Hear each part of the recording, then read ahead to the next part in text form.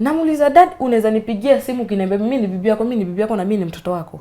Akaniambia mimi baraka yangu kwako ni ulale na mimi, na if utaitikia hiyo story mimi sitaikubariki. So ilikuwa inaniumiza juu kila time simu ati yeye toka kwa bwanako ni kuweke kama nani. Babako alikuwa anakuambia toke kwa marriage akuweke. Nikiambia mama hakuna kitu yenye anafanya. Unaona? Yeye ananiuliza babako si ni kama wanaume wengine. Hiyo ni nini shule? On today's episode of My Story, we travel all the way to Kirinyaga County to bring you a story that is quite disturbing. Imagine your biological dad being the reason why your marriage ended, because apart from him constantly abusing you sexually as a child, he's been calling your husband, asking him to leave you alone because you are not your husband's wife, you are your father's wife. And your mom, who is supposed to be protecting you, he's doing nothing about it. In fact, he is protecting her husband. My name is Njeri Masi and this is Winket's story. Naitwa Winket Wanjiru, nimetoka side za Kirinyaga. Town inaitwa Kangai, iko karibu na Kagio. Winket, umekuwa aje? Nimekuwa sawa, but siwezi sema ati nimekuwa sawa vile. Okay. Najua hiyo story inahusiana na wazazi wako na malezi yako, lakini unaweza tuguzia kidogo hii mambo yote ilianza wapi na kulelewa kwako ilikuwa aje? Okay, kitu ya kwanza naweza sema ilianzia nikiwa class 6. But unajua bado hiyo time nilikuwa mdogo by the way. So ile time sasa nitakwambia aje, nikiwa tu mdogo. So hiyo time nilikuwa class 6. So like ilikuwa hizi, unaona venye my mom alikuwa anaamka asubuhi sana anaenda kuchota maji. So ama kibarua. But ile place yenye ilianzia my mom alikuwa kwa mto kuchota maji. So mimi nilikuwa nimelala. So my dad akakuja kwa bed yangu. So ni ile niko kwa bed. So ananiguza matiti na shida rada. Nikamuuliza ni nini? Kaniza anataka kujua kama matiti yangu like imegrow like totudo na Kikuyu tunasemanga totundo hiyo. So mimi nikamuuliza ni nini? So najua mimi nilikuwa naogopa my mom. Alafu my mom ni ule mtu mwenye uwezi mwambia kitu. Ni mkali. Ni mkali. So ile kitu mimi nilikuwa naonelea anatoroka home. So unaona, sasa ilikuwa inakaa inajirudia. So siku moja nikaambia my mom. My mom akaniambia naekelea dad. Nikamuuliza mom, mimi naweza ekelea dad kitu kama hiyo? Nikamuuliza, nikakuja nikapelekwa polisi by the juu ya kutoroka shule na bado nilikuwa mdogo. So tukakuja mimi after kupelekwa polisi, chief wa kwetu alikuwa anaitwa Kadhura hiyo time batali pass. Akaniuliza kwa nini unatoroka shule? Mimi nikamwambia my dad anataka kulala na mimi. So hiyo kitu ninafanyanga nitoroke home. Unaona? But nikiambia my mom like huwa anasema namwekelea. So hiyo kitu ndio ilikuwa inafanya nitoroke home. So but nilikuwa nimechapwa na polisi by the way, ilikuwa kavita wewe. So Kadhura akasema akaita my dad. My dad akasema akaambiwa aache hiyo kitu. Na my dad akakana. So hiyo kitu inajirudia. So ikafika time class 7 inajirudia natoroka home, ikafika hadi class 8. So class 8 ndio ilifika like me like nikaonelea hii story badala ifike hapa nilale na babangu, naambia mama na hakuna kitu mama anafanya, ilinifanya nini niolewe. So najua ukiwa shule kuna mtu anakukatia nini mimi nikakuja sasa mimi nikaolewa. So after kuolewa ndio ilikuwa was juu okay, bwanangu ni ule by the same mbaya, ni mzuri. Ni ule mtu mwenyewe unaweza kaa naye chini umuelezee. So mimi nikamuelezea venye ile sababu yenye ilifanya nitoke kwetu. Na kitu yenye huwa inaniumiza kwa roho yangu. So kushare na yeye, yes alinielewa hiyo time, but my dad aliendelea tu simu mara ananiwekea do na shida hizi pesa ni za nini? Alafu tuseme ni bwanangu ako na simu. Anashindwa kwani nawekewa pesa za nini? Akiniuliza, alafu ile kitu yenye nilikosea niliambia bwanangu ile story. So anaona tunakwangana nini na babangu. Akaniza kwani Keti wewe una date babako? Namwambia ni date babangu aje. So ile my dad akakuja saa huyu mtoto wake wa bwanangu anakuanga shule, so alikuwa anatoka Kutus miguu anaenda. Ulikuwa umeolewa na mtu wako na watoto? Alikuwa ameoa. Mimi nilikuwa bibi wa 4. So bibi wake wa kwanza alikuwa amemwachia mtoto akiwa na mwaka mmoja. So mtoto alikuwa after kumaliza class 8. So nikakuja nilikuwa nauza melon Kutus. So nilikuwa nangangana nikampeleka shule inaitwa Nyaga Secondary. So kumpeleka So babangu akaona huyu mtoto anaenda miguu sana, akampea baiskeli ya shule, ilikuwa yangu ya shule, akapewa. So my dad, huyo mtoto akakuja baiskeli kaharibika. Babuka akasema yeye hata sitakuwa nataka rurashwe huyo jamaa, sijui hata sikutaki huko, sijui hata wewe ni bibi yangu.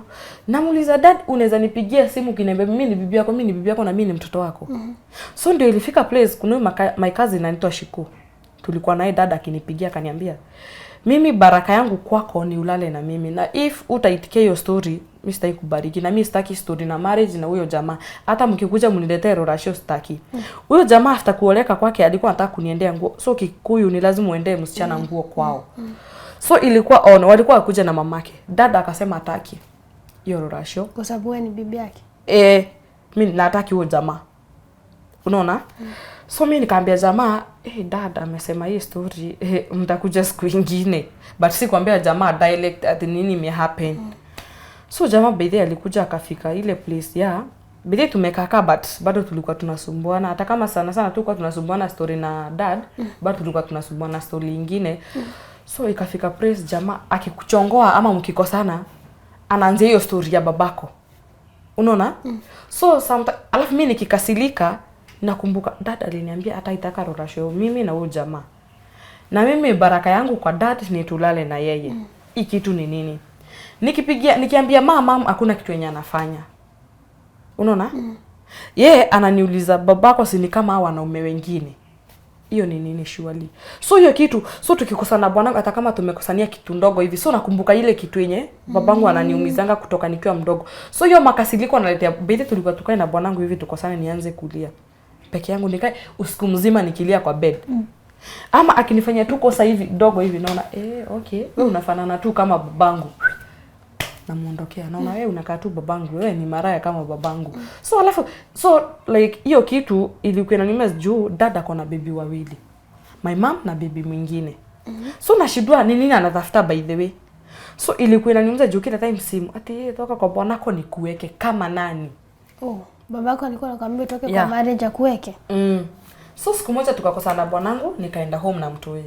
Bedhe nilikuwa nimetesa wewe. Juu siku almost kitu sana ni ya usiku naambia nitoke nje na mtoto. Hii wakati unaambia utoke na mtoto nje ni babako ama ni bwanako anakuambia? Ni babangu. Kwa sababu sasa umerudi home. Alafu mtoto analia. Anasema ukiolewa huku na mtoto ukitoka kwangu. So kwa nini unaniletea mtoto? Rudishie baba mtoto nini? Mtoto mimi namuuliza dad, kwa nini nikufanyia nini? Mimi sitaki mtoto kwangu. Mimi nikamwambia dad, okay ni sawa, but hii ni usiku na niko na mtoto. Huyu mtoto ni mdogo. Hiyo baridi yote umpete nishawahi lala kwa choo na mtoto. Usiku mzima na hiyo baridi. So nimetoa nguo ufunike mtoto juu hiyo baridi. So ikafika press bedhe nilichoka. Na tulikuwa tumekosana bwanangu, so bedhe nirudi kwake. Wito weso kianage kwa ni jirudisha kwake. Juu ilikuwa ngumu. Juu sasa huyu ni mtoto mdogo, umefukuzwa na mtoto. So mimi nikaenda nikamuelezea. So akapigia bwanangu simu akamwambia mimi siwezi lelea kipii mtoto. So wewe lea mtoto. So bwanangu najua alikuwa anajua babangu aizitikia hadi mtoto wake sahi aende kwetu. Unaona? Jua anajua babangu. So akasema badala mtoto wake ateswe na amelea hata huyu mwingine, acha alea Trista kaina mtoto, but nitakuwa na nikipata kitu nitakuwa nayaletea mtoto ama like tusaidiane. Mimi nikamwambia ni sawa. So sasa niko home, mtoto ameenda kwa babake, so niko home kwetu. Nilikuwa nafanya kazi Kutu, so nilikuwa natoka Kangai na kuja Kutu. So kuamka asubuhi, unaona ile tu ya kuamka, umeamka like uoge uende job. Nimeamka asubuhi nilikuwa naamka 6. My mama hakuwa. Alikuwa sijui ni job, hata siwezi kumbuka kwenye alikuwa. Okay, so nilikuwa nimelala like nilikuwa nikashimba kwani naota nikinyonya matiti by the way. Nikafikiria kama ni kuota. Nilipata babangu by the way akinyonya matiti bwana. Nikamza rada. Ati wewe umundu mzima, wewe ni mtu mzima. Hizi vitu za kueleza nikamza babangu. So hiyo time kazini yangu akakuja akaniita. Sasa akaniambia sister yangu ako kwa barabara. Mimi nikaenda sister yangu. So kuenda sister yangu nikasema acha tu ni change nguo. Nifanye nini? At least ni change hizi nguo. Acha nikuambie. Tu ile time nimetoa zote. Niko uchi. Huyo babangu.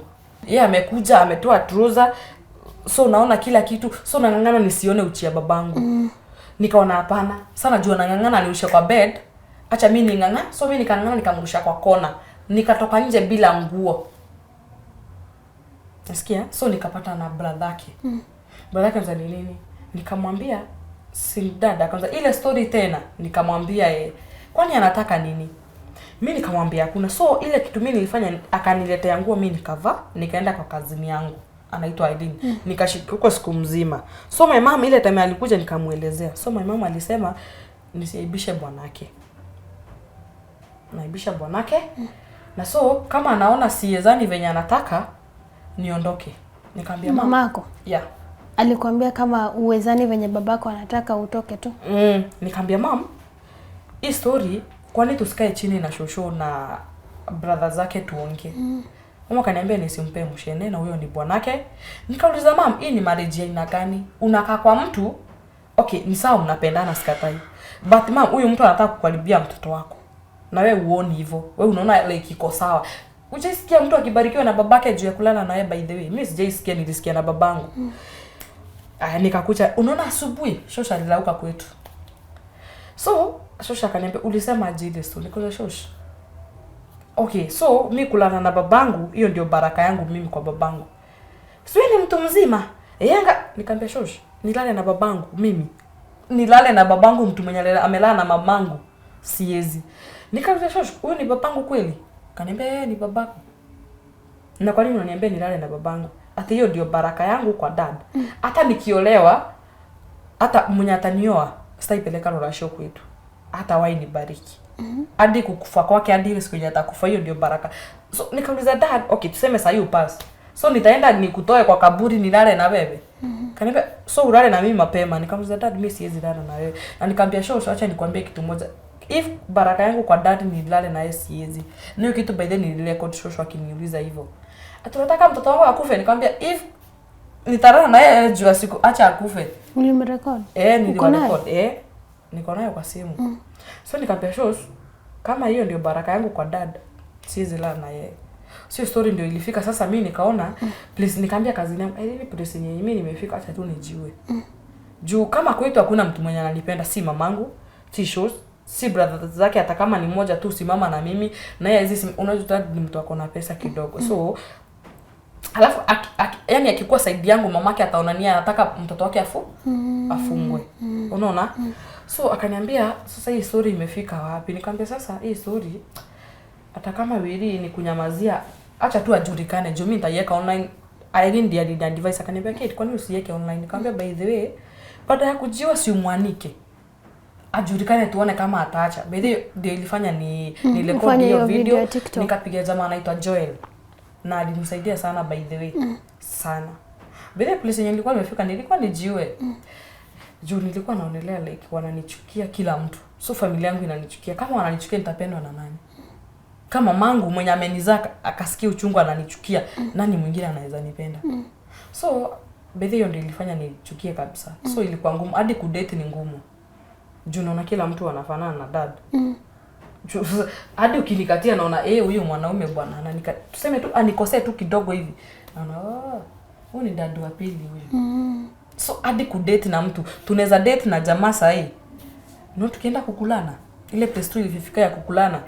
Naondoka mbio mwana. Naondoka mbio naona huyu ni babangu. Anataka tu kunikula alafu naenda. So nakumbuka ile uchungu yenye dada alinifanyia.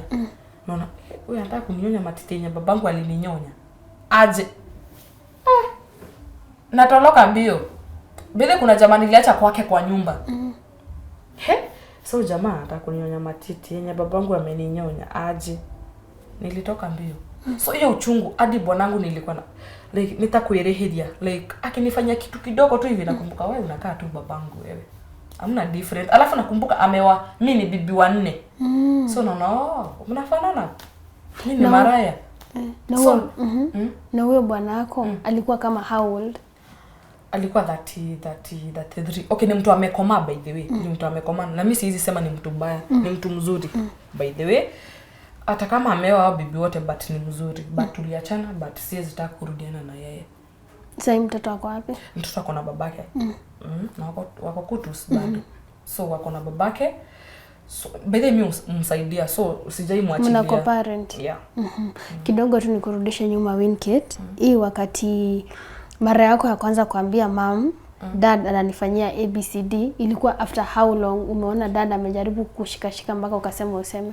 Dad alianza nikiwa class 6. So class 6, class 7, class 8. Hadi kuingia sasa hiyo ndio ilikuwa was. Juu my mom sometimes alikuwa anasema naekelea dad. But akakuja akajua ni ukweli. Naona? Hadi kuna time nilimpigia akiwa kwao akaniambia nilikuwa tu najua hiyo tabia ndio atafanya nikienda. Naona? So ni watu like wako sasa nitakwambia aje. Like mom yeye haoni kama ni kitu kubwa. Like ni kitu tu ya life tu. Yeye anaona dad ni kama hao wanaume wengine. So yeye haoni kama ni bila hadi kwetu hakuna jamaa anaweza nikatia. Wanajua mimi nalalanga na babangu na sijawahi.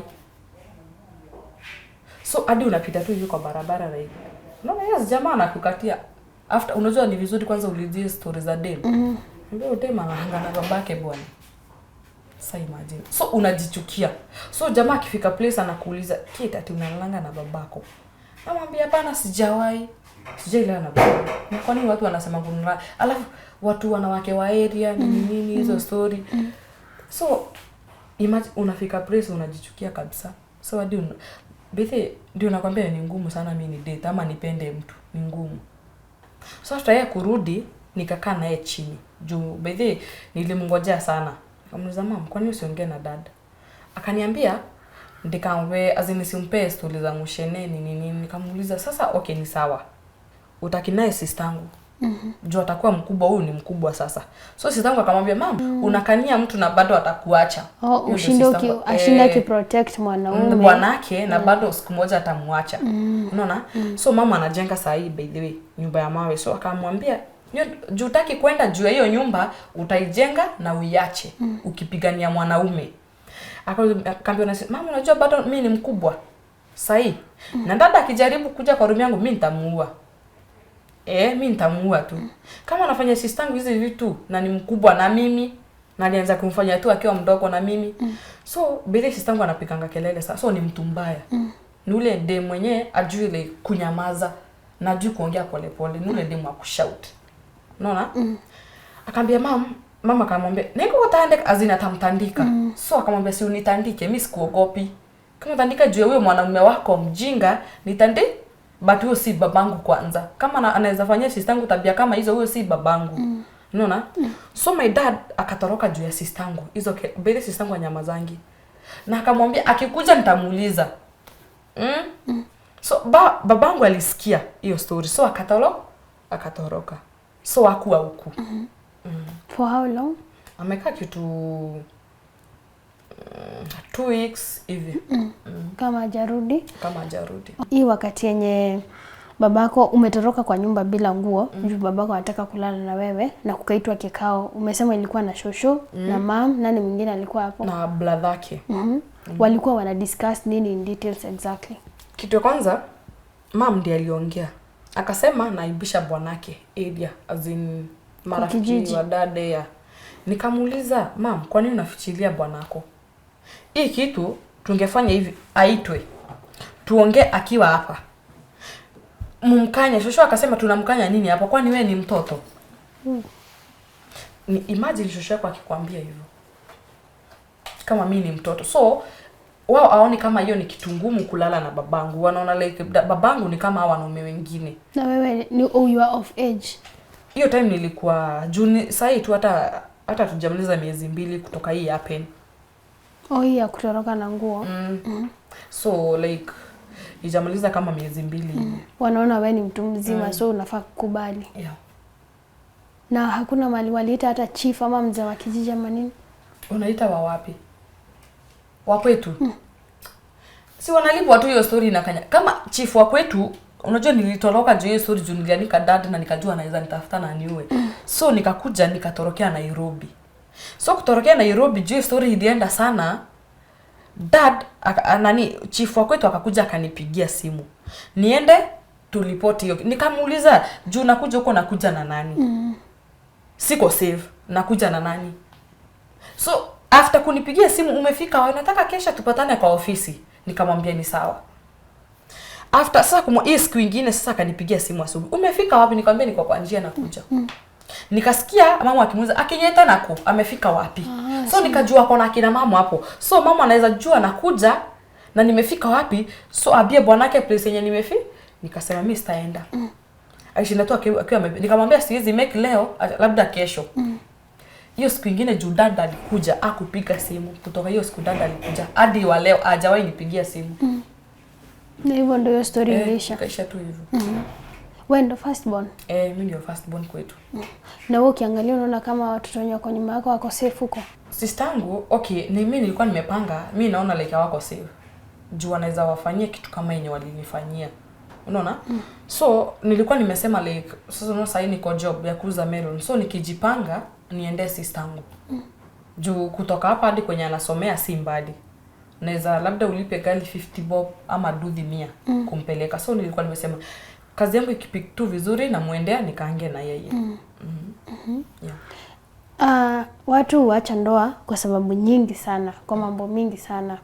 Lakini in your case tunaweza maybe sema babako alichangia hata yeye ndoa yako kuisha juu by the time anakupigia na kuambia utoke kwa ndoa kuweke na wewe ni bibi yake, it's very controversial. Wewe ukiketi hivi unasemanga ndoa yako ilishajua babako ama iko tu iwak na huyu mwanaume?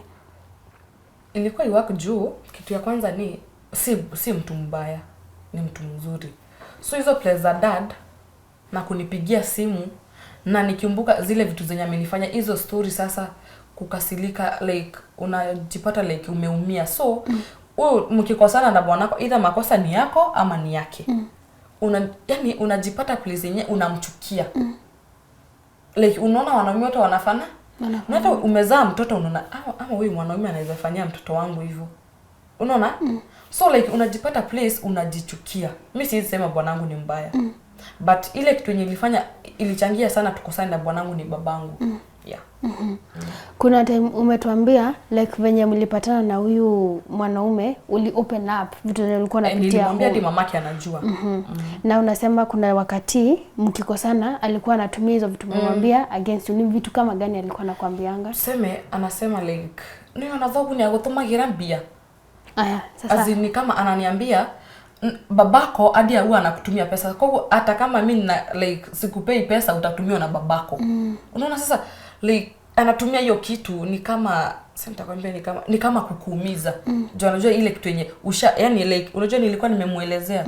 So like anaitumia kuniumiza yani juu tuseme sometimes ukosa kazi na unamuelewa na mimi nilikuwa nafanya kazi. So sometimes namsimamia kama ni kulipa rent, kama ni kununua food, kama ni kulipia mtoto wake school fees. Unaona juu nilikuwa na kazi ya kibanda. So nilikuwa nauza mandizi, sometimes mchana nauza melon kutoka saa 8 hapo ama saa 7 nafungua kibanda. So nilikuwa na do. Unaona? So nilikuwa nalipia mtoto wake school fees. Tuseme yako kazi na bado nilikuwa na mtoto mdogo. So napeleka mtoto daycare na mtoto wake akitoka shule anachukua mtoto wangu huyu mdogo anakaa naye kwa nyumba. So tulikuwa tunasaidiana na mtoto wake. So najua yako kazi like tuseme like si feel poa. Juu nilikuwa naumwa na mgongo sana. Juu nilianza kufanya kazi mtoto wangu akiwa na mwezi mmoja kumpeleka daycare. Juu sasa unajua yuko kazi. Na ni lazima mlipe rent, ni lazima mkule na mkunywe. Unaona? So mimi nilikuwa napeleka mtoto daycare. Alafu naingia kazi ya boutique ama nauza melon nakuja nanyonyesha mtoto hivyo sasa tunasaidiana. So akikosa pesa na mimi sina niona like hadi si upigie babako simu akutumie pesa. Nishidu mwanaume ananibeba aje. Unaona? So inafika press hadi sijui niseme nini. Juu tuseme kwetu tukikata mchele mamangu alikuwa ananitumania mchele like kama ngunia mzima na itoa ngunia mzima. So babangu akipiga simu anasema unajua hadi sijui uliolewa na wewe mwanaume wa kazi gani? Kila time mnatoa vitu huku. Kila time mnatoa wewe ni mwanaume ama ni umbwa? So naye asikie hiyo story. Anakasirika. So unaona hizo story sasa hadi ilikuwa imefika press akaniambia tutaipewa vitu kwenu. Kama ni kukosa acha tukose tu but ile kitu bea sijui niseme nini but babangu alikuwa anachangia sana. Okay. Allow me nikuulize hii swali. Ulikuwa na miaka ngapi ukiingia kwa hii ndoa? Kitu 19 hapo 20. Na yeye alikuwa kama how old? Alikuwa almost 30. Kwa sababu watu watajiuliza ulikuwa kama 19 na yeye alikuwa 30. Alikuwa 30. Na wewe ndio ulikuwa una provide sana mpaka unalipia mtoto wake shule. Kitu ya kwanza na mimi nakuanga fani. Na mimi sijui ama niliumbwa fani ama ni venye nakuanga mjinga. Kitu kwanza mimi nakuanga na roho safi sana. So na kujituma, like unajua kila mtu ni lazima ujitume. So unauza kibanda, nauza melon, mbedhi melon zinakuanga na pesa. Ufungue kibanda, uuze sukuma na mandizi. So sometimes hiyo pesa bedhe nilikuwa napata pesa mzuri. So na providea, nanunua food, nalipa nyumba, nalipia mtoto wake school fees. So mimi sikuwa naona kama ni kazi ngumu, juu nampenda. So sikuwa naona kama ni kitu ngumu. Sasa ukiangalia nyuma ukolewa, unaweza fanya hivyo tena? Naweza fanya juu. Acha nikwambie kitu moja. Ukipata mwanaume na alikuwa tuseme alikuwa ameoa na aliachia mtoto. Unajua uweze chukia mtoto. Mtoto ana makosa na juu kenye walikosania na mamake. So uweze chukia mtoto. Kitu ya kwanza tuseme huyu mwanaume hata kama anafanya kazi, ni lazima hata wewe ufanye kazi. Uweze tegemea mwanaume kila kitu. So ni lazima hata wewe unang'ang'ane, msaidiane. Tuseme mimi siko kazi, si ana provide. Kwa nini mimi nisi provide ile time yako kazi? Sasa to fast forward mpaka wakati wenyewe hii kitu imefanyika, ukaona ni too much, ukaona utokee kwa mtandao na ukafanya video yako ya kwanza. Venye ulipost, nini ilikuwa inaenda kwa mind yako ndo useme acha sasa nifinye sasa publish? Kitu ya kwanza nilipigia Joel juu kazini yangu aliniambia niweke online. Nikamuuliza nitaweka wapi? Akaniambia kuna huyu jamaa anaitwa Joel na muonanga TikTok, unaweza share na yeye. Mimi nikampigia. Kumpigia akaniambia na hiki kitu ni ngori, acha tu unaweza kuja live utueleze. Bedhe ilikuwa ngumu juu hadi nilikuwa nalia. So ilikuwa ngumu kuongea juu sijaiongea na mtu mwingine. Ni kazini yangu tu wanajua hiyo story na bwanangu. So sijaiongea tena watu wengi. So nilikuwa naumia, naona nimefanya vibaya, so haikuwa bedhe, haikuwa rahisi. So nilikuwa labda tata anaweza nitafuta niue. Nini? So bedhe haikuwa rahisi. Watu walikuwa wanasema aje wakisikiza? Watu wengi walikuwa wanasema niondoke huko, nini hivyo. Kuna wenye walikuwa nakutukana ama wanafanya vitu mbaya? Hakuna. Okay. Kazini yako sahii mwenye alikuwa unamwambia ako wapi? Ako huko home kwetu. Na yeye hapigwi na watu wa familia juu kusupport kuanika babako? Hapana. Okay. Like hawajui kama ni yeye. So hawajui kitu kama hiyo. Ni mimi tu na yeye najua na sistangu. Okay. Wewe kama mtoto wa hiyo familia, saa ingine huo unawish ungekuwa na wazazi tofauti ama wa change ama unasikianga aje kukuwa na wazazi kama hao? Hata siwezi penda familia kama hiyo tena kwa maisha yangu. Hata siwezi rudi huko. Hata sasa tuseme Mungu anibariki nipate pesa, siwezi rudi huko. Na siwezi sema ati mimi nakuanga na wazazi. Hadi sasa mimi nikipata mtu mwenye ananipenda sasa ati tupendane, siwezi mwambia mimi nakuanga na wazazi. Siwezi. Juu like bedhe niliwachukia ile ya sina mzazi, ni kama mtu mwenye ana wazazi. Juu kama mamako haizi simama na wewe na babako anataka ina shosho yako, so hiyo ni familia kweli? So siwezi sema mimi sasa niko na familia. Na ushawahi jaribu after umetoroka, kuna wakati mmejaribu kuongea na wao tena? Kuongea azin kutoka nitoke huko? My mama alinipigia na kuniomba like msamaha sijui nini. Nikamwambia mam, kuna kitu moja ulinifanyia. Hiyo kitu ilikuwa ngumu kwangu kutoka nikiwa mdogo. So haikuwa rahisi kwangu. Sasa ndio unaona juu nimeanika dad, sasa ndio unaona uniombe msamaha. Nikamwambia sasa siko ready. Siko ready. Anataka urudi home? Alikuwa anataka tu nimsamehe tu. But sasa mimi nilimwambia siko ready. Na dad muongea naye? Hata siwezi ongea na yeye. Juu nitamtusi tu. Nitamtusi na staki. Ukimwonanga una feeling aje? Kitu ya kwanza huwa namuona kama takataka kwangu. Sasa hiyo uko na mtoto si ndio?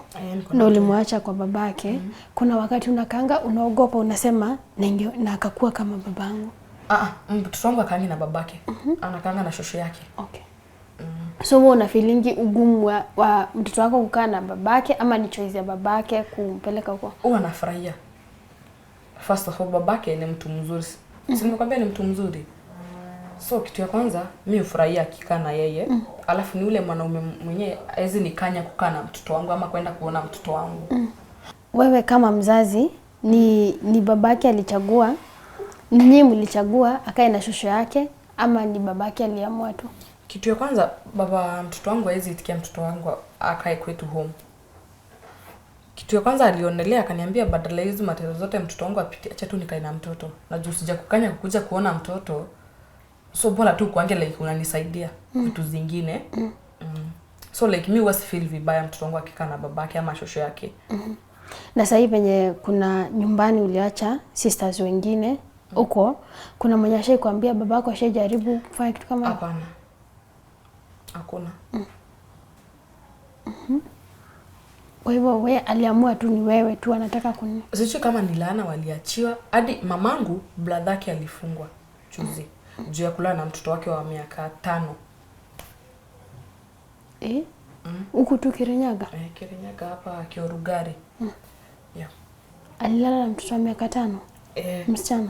Mamake anasemanga akina mama wanasemanga ni kuekelewa, but mtoto wake alisema babake aliblame, alilala na yeye. Na iliproviwa hosi na kila kitu? Hosi. Kwa hivyo hizo vitu ni vitu mnasikianga kwa hii kijiji ama ni vitu mpya? Ni vitu ziko Kirinyaga kwanza, ni vitu ziko. So nangi kama ni ngumu. Kama tuseme brother yake akilana huyo mtoto alikuwa anafikiria nini surely. Huyo ni mtoto mdogo. So unaona bado alianzia tu ni kama story yangu juu. Unaona dada alianzia tu nikiwa mdogo. Naye brother ya mamangu alianzia tu mtoto wake akiwa mdogo. So ni kama laana iko kwa hiyo familia. So ndio naona mimi siwezi sema tunakuanga na familia, mimi hadi si wetu. Kwa hivyo ni kama hawa wazee wana groom watoto wao kutoka wakiwa wadogo. Uzoee, ni vizuri dad kunishika, ni vizuri dad kuguza boobs, ni vizuri dad kufanya hivi.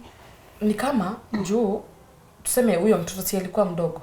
So brother ya mamangu alikuwa anafikiria nini by the way. Huwezi sema ati ni pombe, huwezi sema ati ni bangi. Huwezi sema juu hiyo ni kama tu tuseme like ni kama laana ya kwao.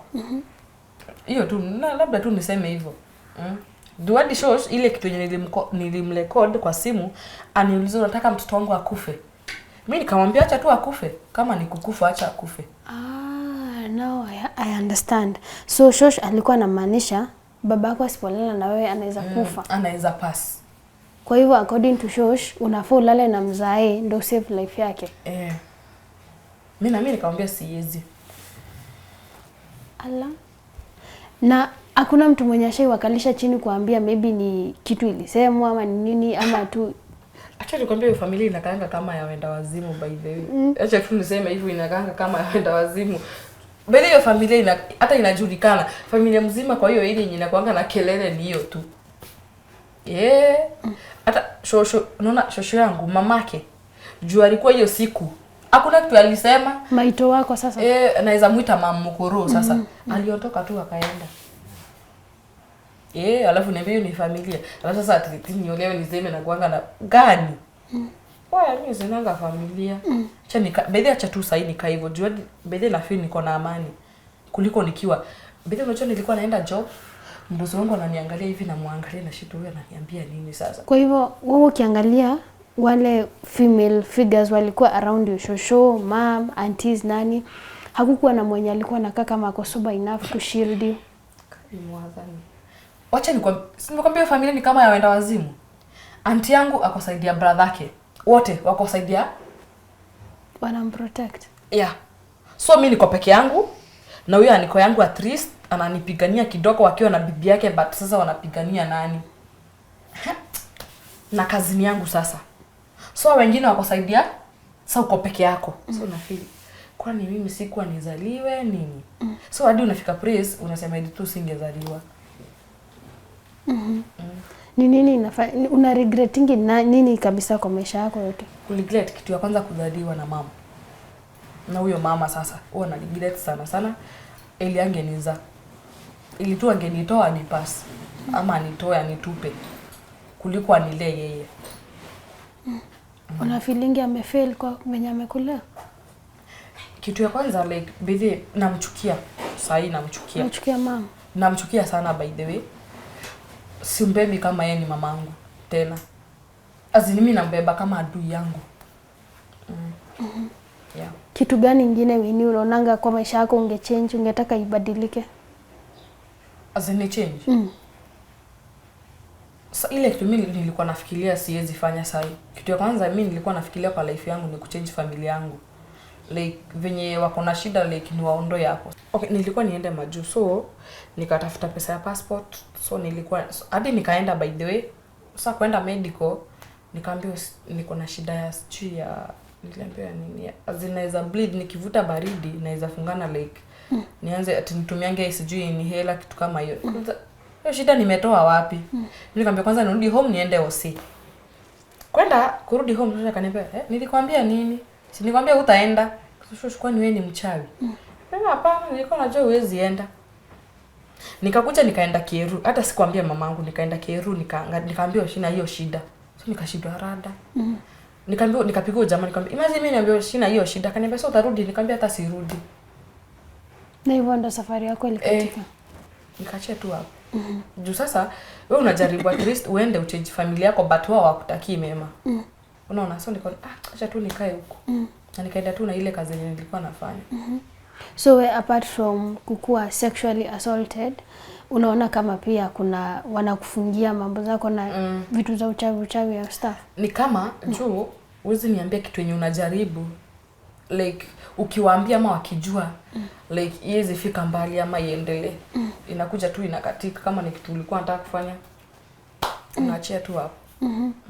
Winnie, sengine huo na keti hivi unawish ungezaliwa kwa familia tofauti? Sana. Sasa nimekwambia like mimi nachukia familia yangu, so siwapendi. Na siwezi taka kuwa na familia kama hiyo. Wewe kwa akili yako ni unaweza taka familia inakaa aje? Ungetoka kwa familia inakaa aje? Kitu ya kwanza, watu wanapeana heshima by the way mbele ya watoto wao.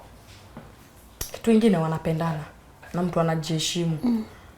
Alafu uweze niambia umeolewa na uweze hata kama yes babangu ni mbaya but mama like ampe heshima hata mbele yetu, kelele kila time, vita kila time, sijui amekosana kila time, mama ameenda dada. Bebe sistaka familia kama hiyo.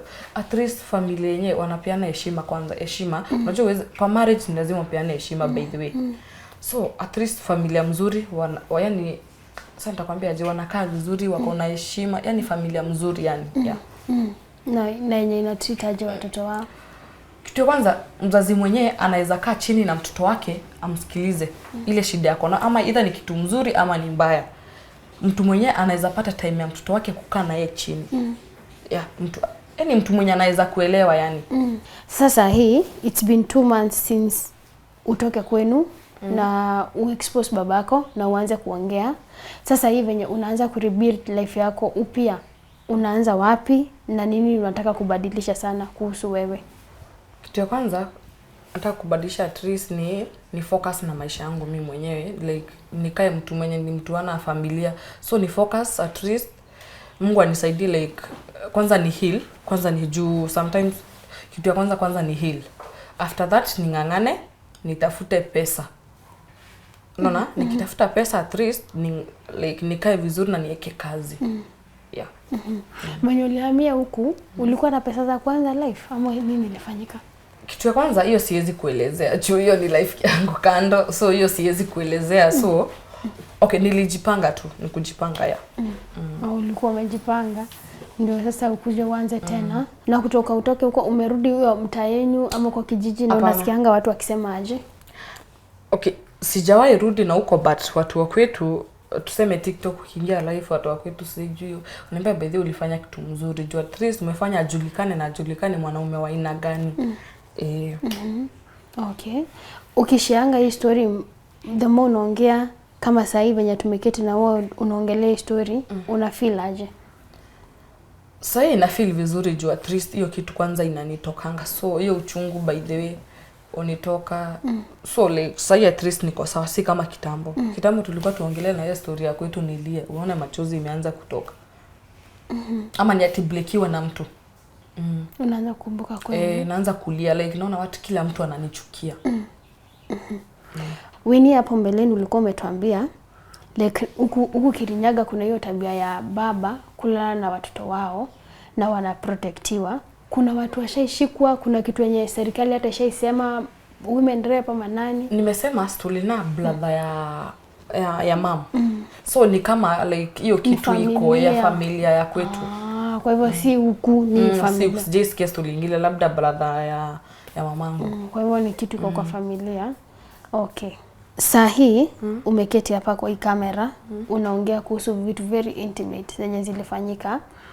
Lakini by any chance mamako na babako wanaweza patana na hii video ama hata mtu awatumie. Unajua siku hizi kuna mtandao nani mtu awatumie. Wakipatana nayo, wewe kama Winnie ungetaka kitu ya kwanza kuambia mamako nini? Juu sasa hivi maybe umpigie simu. Kitu ya kwanza mimi naweza mwambia ni ajue kuna Mungu. Naweza kosa like kujilipisha ama like ashikwa ama akose kushikwa, but ajue kuna Mungu. Najua Mungu siku moja atanipigania. So ile kitu mimi naweza mwambia ajue kuna watoto wengine wasichana.